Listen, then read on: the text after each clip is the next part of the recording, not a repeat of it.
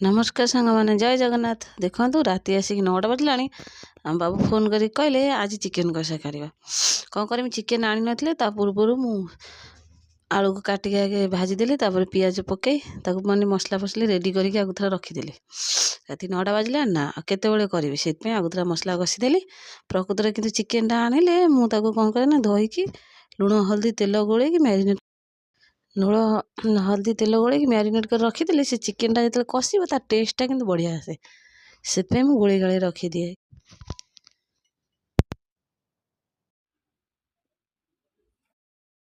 आज मसला कषिला बेलू चिकेन नहीं आसले से आगुतरा सब करदेली। चिकेन आनले धोईकी पकेबी पूरा मोर होगला। देखो मसला कषा पूरा रेडी होगला। चिकेन आनिदेले धोई देकी चिकेन को पकईदेली। कषा पूरा मसला टेस्टा पूरा आखि की बढ़िया देखा देखा तरकारी हेले कौन हम। प्रकृत आज दिन में मुझे करी ना आईस शुखुआ करदे। शुखुआ से केवे खाती किंतु आज शुखुआ टेस्ट एडे सुंदर थिला जे से शुखुआ भी खाईदे। से कहले राति काली रविवार तो आईस खिया हेनी शुखुआ खाईदे। मुझे चॉकलेट कही मत गोटे चॉकलेट भी आनी दी खाऊँ बस रोषे करुँच। देखो होगा मोर चिकेन कषा पूरा रेडी।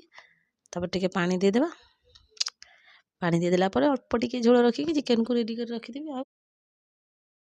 आपण मानकर आज होईची ना चिकेन घरे कहबे ना मटन चिकेन नुआ वर्ष टाइम ये जहाँ भी हो समस्त घरे आईस होथुब।